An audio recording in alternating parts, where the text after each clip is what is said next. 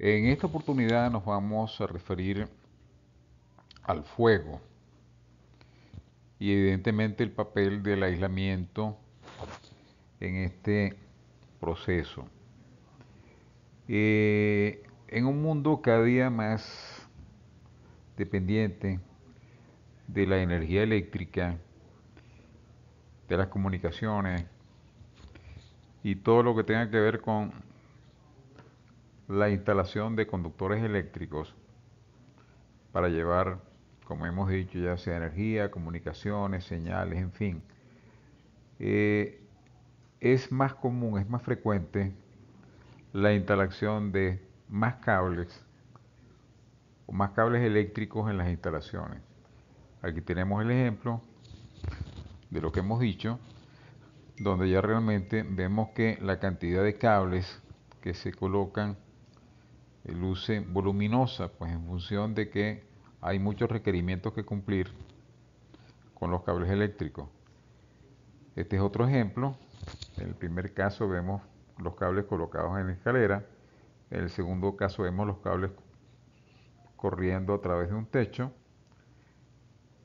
Aquí vemos, digamos, una forma algo ruda, pues, o algo rudimentaria, pues, instalar el cable en algo que luce provisional, en una instalación provisional.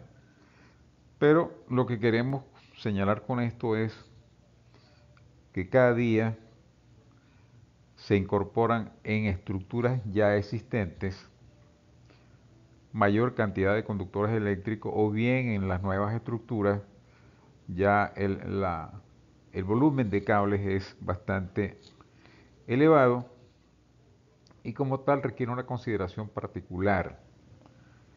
El cable puede ser afectado por elementos del entorno o él puede, digamos, jugar un papel en la seguridad de las instalaciones, seguridad tanto para bienes como para personas. Entonces, lo que vamos a visualizar es el cable eléctrico como elemento de perturbación, como elemento ya no afectado por el medio, sino que puede afectar al medio. Vemos instalaciones muy sofisticadas o de mucha seguridad, como puede ser un quirófano, donde por ejemplo el índice de oxígeno es elevado y como veremos eso es un caldo de cultivo para la propagación del fuego, o instalaciones en edificios a muy alto nivel, donde ante cualquier emergencia el escape es muy limitado, las posibilidades de escape. En grandes edificios, como el que vemos en la figura, imaginemos que esto sea un centro de oficina, la cantidad de conductores eléctricos que existen, evidentemente es elevada, y como tal, los conductores eléctricos podrían representar o pudiesen representar un peligro para las instalaciones o para la seguridad, tanto de personas como de materiales, si no cumplen con los requisitos definidos para este tipo de cable. En este caso, aquí estamos representando al fuego en su condición de enemigo del cable y vemos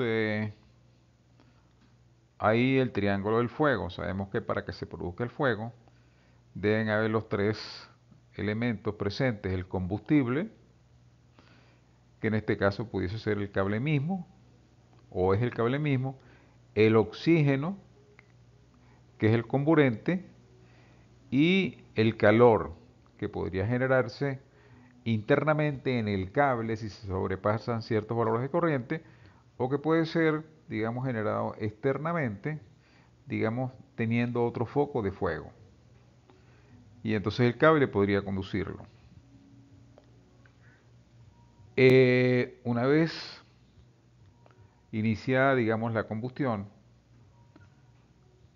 eh, el cable, evidentemente, además de resultar afectado, se convierte en un medio de conducción. Aquí, por ejemplo, junto al cable vemos un pequeño ejemplo de llama, vemos humo, vemos no, pero podemos percibir que hay calor. Entonces hay tres elementos presentes. El fuego como tal, con el incremento de temperatura que ello representa, los humos, que pueden ser opacos y pueden ser tóxicos, y digamos el efecto que todo ello pudiese generar en el medio, lo hemos dramatizado con esta otra diapositiva, donde se visualiza cómo puede ser un edificio de grandes proporciones ser abrazado por el fuego.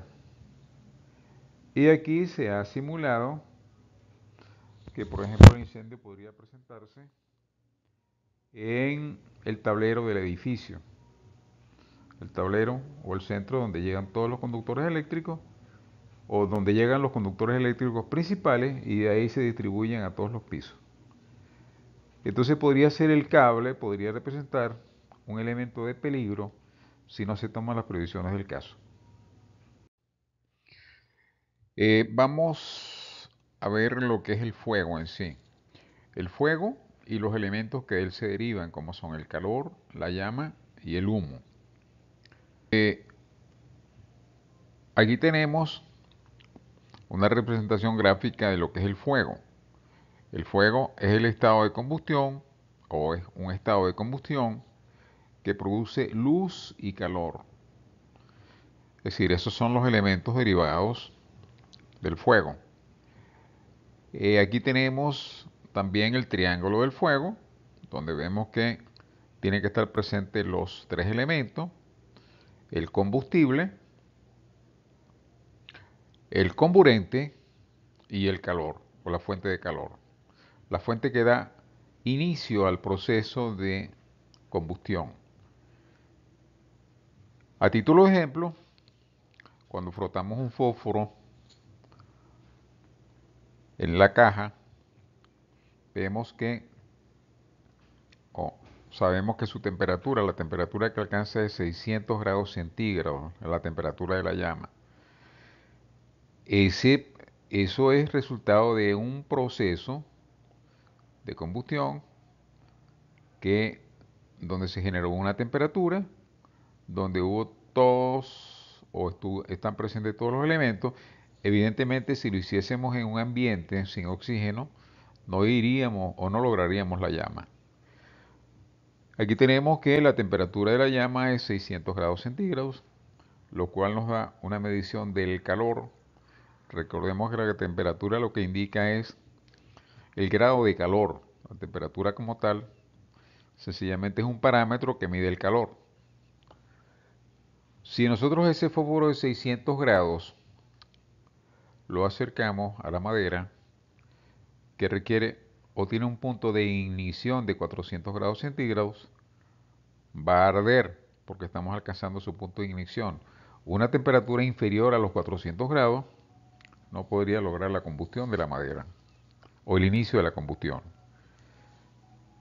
Entonces vemos que para que se produzca la combustión tienen que estar presentes estos tres elementos. En el caso de la madera tenemos que es la madera que es el combustible, es el oxígeno que rodea la madera, que es el comburente, y el calor, que es el calor que proporciona el fósforo. Entonces, y además ese calor tiene que alcanzar el punto de ignición, que en este caso de la madera es 400 grados centígrados. Aquí tenemos el caso de un cable.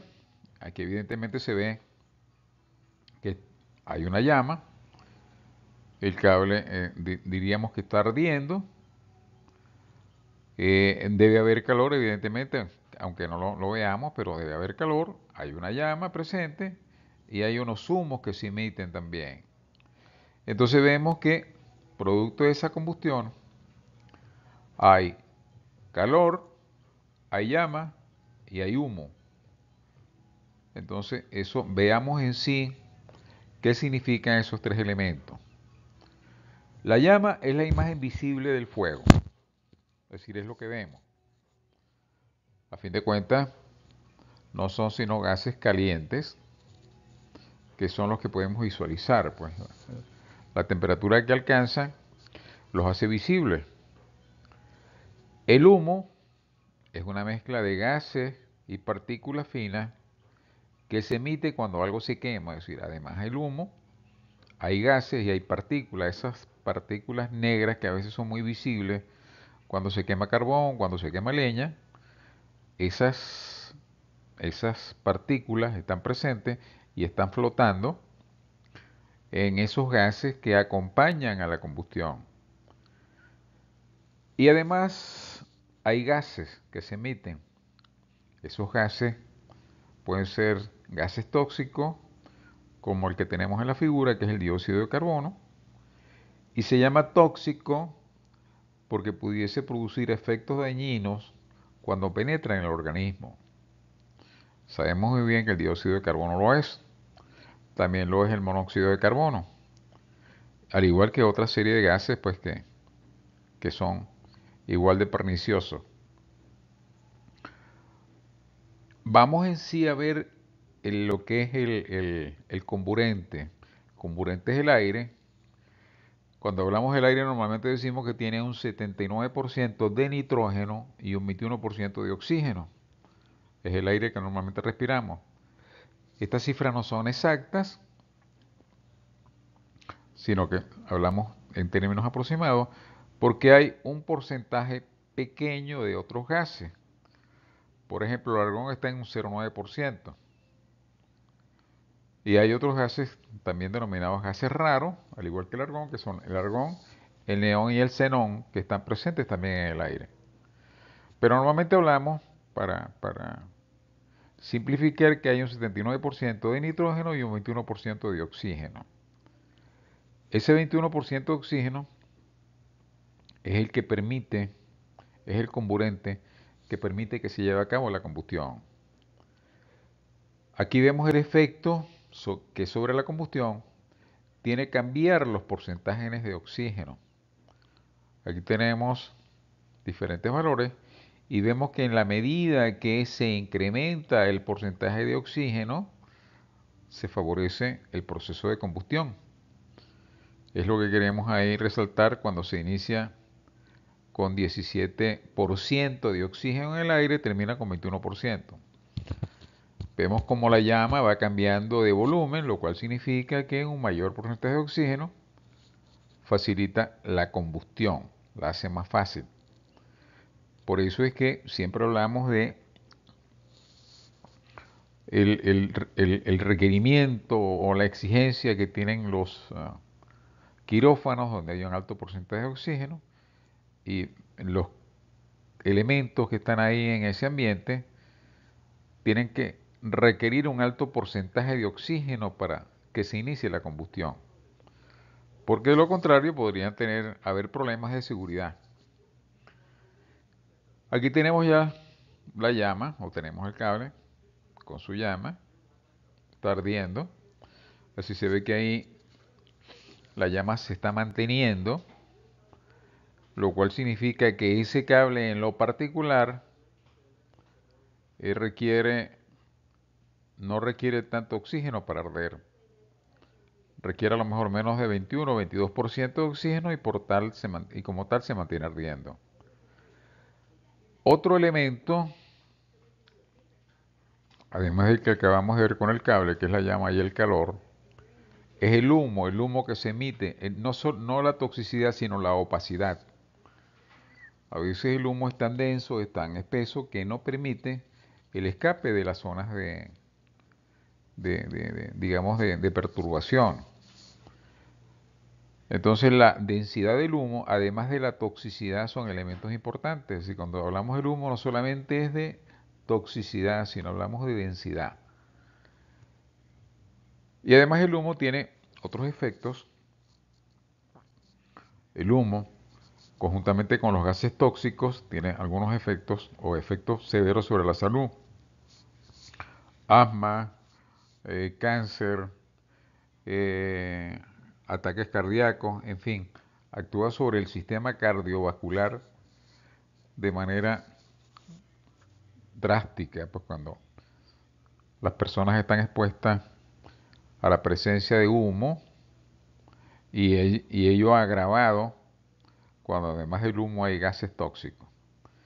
Entonces vemos que la combustión de por sí es un elemento que puede afectar la seguridad de personas y bienes de una forma drástica, de una forma dramática.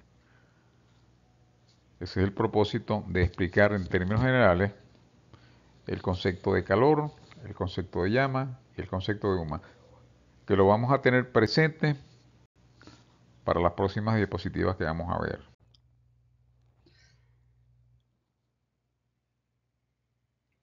Anteriormente hemos visto el efecto o las consecuencias del fuego sobre el entorno, entiéndase sobre personas, sobre objetos, en fin.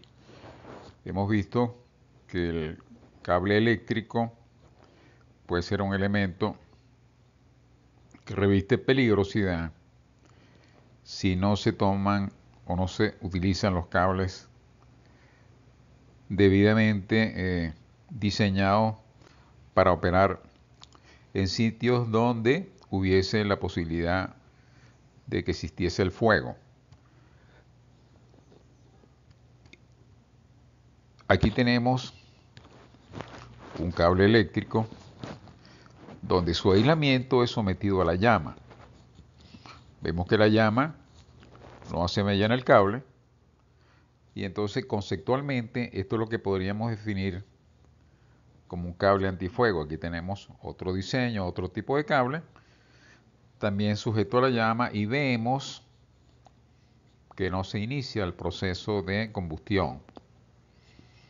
Entonces, esa es la orientación de un cable que sea resistente al fuego.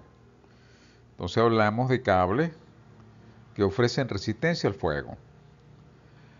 Entonces, la definición exacta es un cable que puede seguir operando por un cierto periodo de tiempo bajo ciertas condiciones en presencia de fuego. Es decir, no es que el cable continuamente o permanentemente pueda estar sometido al fuego sin consecuencia, sino que aquí evidentemente media el tiempo y median las condiciones del entorno. Es decir, hay condiciones extremas donde el cable evidentemente va a fallar, es decir, el fuego se va a iniciar el proceso de combustión. Aquí tenemos un cable típico. Vemos que la leyenda del cable es un cable clasificado L. Aparece la norma 2196, clasificado como tal. Dice 2HR, 2 horas. Es decir, es un cable que según esta norma está clasificado para durar 2 horas sometido a una temperatura de 1010 grados, operando como realmente en las condiciones en las que debe operar normalmente. Entonces vemos que hay dos elementos que lo determinan: el tiempo en el que se aplica el fuego y la temperatura del fuego. Es decir, son dos elementos que van de la mano, y entonces producto de que ese cable cumpla con los requerimientos de esa norma, se clasifica como resistente al fuego por 2 horas a una temperatura de 1010 grados. Abundando un poco más en el tema, y nos preguntaremos dónde se utilizan o dónde son necesarios estos cables. Evidentemente estos cables están asociados a condiciones de seguridad, donde los equipos que alimentan o las señales que emiten sean de importancia vital desde el punto de vista de seguridad para bienes y personas. ¿Cuáles son estos sitios o estos equipos que deben seguir operando? Bueno, evidentemente los cables que alimentan una bomba contra incendio, en presencia de un incendio, tienen que seguir operando a fin de que la bomba pueda suministrar el agua que se requiera para apagar el incendio. Los cables que alimentan o llevan las señales a una alarma de incendio son cables que deben soportar estas condiciones de fuego porque si la alarma no opera, evidentemente no se puede tomar ninguna previsión o ninguna prevención. Donde hay, digamos, campanas o motores que, que se alimentan con campanas extractoras de humo. Si no tenemos capacidad para que esos motores sigan operando, se crea un ambiente asfixiante. Entonces los cables que alimentan esos motores que succionan el humo deben seguir operando a pesar de que haya condiciones de fuego. Otro es los ascensores de emergencia. Evidentemente, cuando hay una emergencia que hay que evacuar una edificación, los ascensores requieren seguir operando. Entonces los cables de potencia que alimentan esos ascensores deben seguir funcionando en condiciones de fuego. También no solamente los cables de potencia o los cables de señalización, sino los cables de comunicaciones. Evidentemente, si se cortan las comunicaciones, se corta el suministro de información, se corta el intercambio o la ayuda que puedan pedir las personas que están sujetas a esta contingencia. Por lo tanto, los cables que alimentan los equipos de comunicación también deben tener esa característica o esa propiedad de seguir operando en presencia de fuego. También pesa lo del lugar, es decir, en qué lugar estamos. Evidentemente, aquí vemos un ambiente hospitalario o un paciente que está en una cama que requiere asistencia de equipo. Evidentemente, esos equipos también tienen que ofrecer garantías de que ese suministro de oxígeno o cualquier otra cosa se les seguirá suministrando, porque si no corren riesgo su vida. En los sitios donde se concentran personas, por ejemplo, podría ser un metro, ahí evidentemente, si hay un problema y los cables que alimentan, digamos, la parte de iluminación, la parte de extracción no funcionan, evidentemente se queda un caos. Aquí también está, por ejemplo, la sala de un aeropuerto donde haya comunicación de personas. Estas personas necesitan seguir con esos servicios. Ahora, estos cables, ya hablamos del tiempo de operación, la norma o digamos el artículo 728 del Código Eléctrico Nacional, lo que se conoce como el NEC, que es, digamos, seguido por muchos países, nos indica las condiciones y indicándonos que el tiempo mínimo de operación en estos lugares debe ser al menos de 2 horas. Por supuesto, hay situaciones donde se requerirán más de 2 horas, otras no se requiere tanto, pero evidentemente el tiempo mínimo establecido son de 2 horas. ¿Y en qué sitios son esos? Bueno, o en qué sitio, bajo qué condiciones se requiere para que se pueda evacuar la edificación cuando hay un incendio. ¿Para qué otro evento es necesario estas 2 horas como mínimo? Para que los bomberos puedan utilizar sus equipos. También para cuando haya o cuando hay necesidad, que de hecho la hay, de mantener la comunicación durante la emergencia. Otra cosa son las instalaciones de atención para evacuar a pacientes enfermos débiles o sin movilidad. Es decir, en todas estas situaciones o en todos los lugares donde estas situaciones se presenten, el Código Eléctrico Nacional o el NEC en su artículo 728 contempla que deben estar instalados conductores que sean resistentes al fuego y cuya operación o que sean resistentes por un lazo no menor a 2 horas. Entonces vemos que sí hay unos cables que están diseñados para soportar el fuego por un tiempo determinado y que estos cables deben ser instalados, inclusive ya definido por código, en lugares donde su presencia o su continuidad operativa sea absolutamente necesaria por razones de seguridad.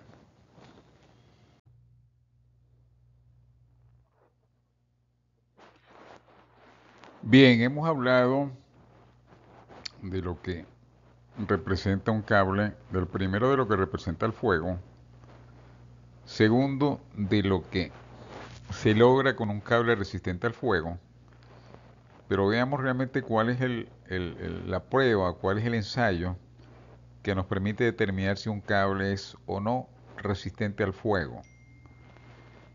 La norma por la cual se hace el ensayo correspondiente es la ANSI UL 2196. Aquí aparece el título original y el título traducido, que se puede interpretar como una prueba de integridad en presencia de fuego para cables de potencia, instrumentación y datos con resistencia al fuego. Es decir, aquí se ve que agrupa a unas familias de cables que son los más utilizados para lugares y para equipos de los que mencionamos anteriormente, en función de su prioridad para seguir funcionando en condiciones de fuego.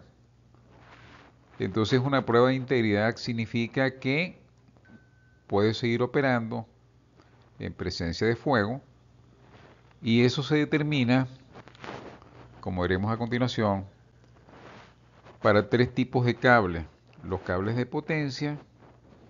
Los cables de potencia son aquellos cables que nos suministran energía, ya sea para iluminación, ya sea para trabajar equipos, es decir, entregan energía eléctrica como tal, se utilizan como fuentes de energía. Después tenemos los cables de control que sirven para enviar señales de las líneas de operación a los equipos y en función de ello controlar los procesos. Después tenemos un tercer tipo de cable que son los cables de instrumentación, un poquito más complejo que los anteriores, porque estos deben estar blindados también. Si bien se emite información y se recibe información, la información tiene que ser precisa y como tal están blindados para evitar interferencias externas. Y hay un último renglón que son los cables de datos. Aquí se ha representado un cable de fibra óptica, pero de igual forma podría ser cualquier otro tipo de cable que llevase información o que llevase datos. Como se entiende o como se debe entender, esta información tiene que ser precisa y como tal es información delicada. Entonces con estos cuatro tipos de cables, los cables de potencia, los cables de control y los cables de instrumentación, y los de datos por supuesto, se hace el ensayo pertinente y lo califica como cable resistente al fuego y se marca como tal, se contramarca como tal FRR. Y el ensayo consiste básicamente en someter el cable, como se ve en la figura, a fuego y el cable operando, si es el de transmisión, si estamos transmitiendo potencia, pues al voltaje que se transmite esa potencia. Si se transmite información, pues se hace transmitiendo información. Al igual que con los otros tipos de cable, pues cada uno operando en condiciones para las cuales fueron diseñados. Al finalizar 2 horas, las 2 horas de operación, se les echa agua, es decir, simulando evidentemente el enfriamiento, y durante ese proceso y al finalizar, digamos, el proceso de agregarles agua, los cables deberían estar funcionando para pasar la prueba.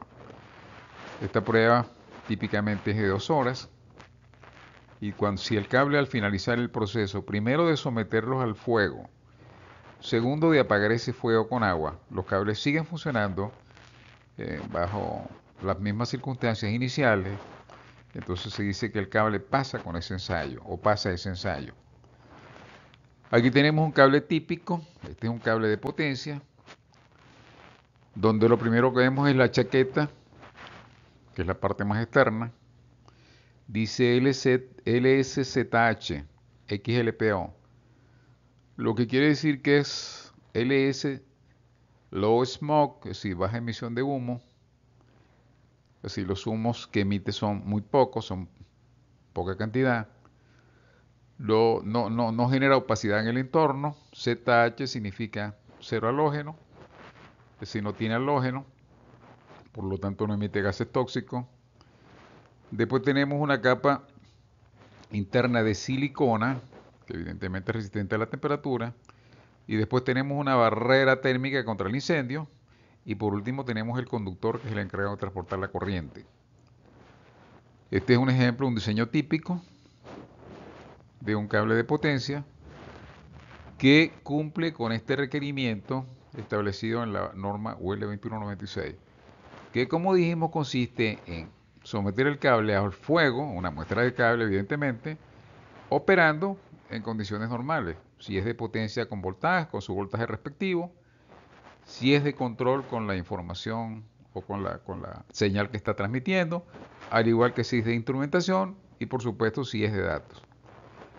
Si el cable después de 2 horas de haberse sometido a fuego y haberse, digamos, resistido el agua para apagar ese fuego, sigue operando, entonces el cable se dice que pasa con esa prueba establecida por un ANSI UL 2196. Con esto finalizamos la parte esta de lo que es el fuego, lo que es la resistencia al fuego, en qué cables se aplica mayormente, que son estas categorías que hemos señalado, y cuál es el ensayo final o mejor dicho, el ensayo que finalmente nos permite determinar que es un cable resistente al fuego.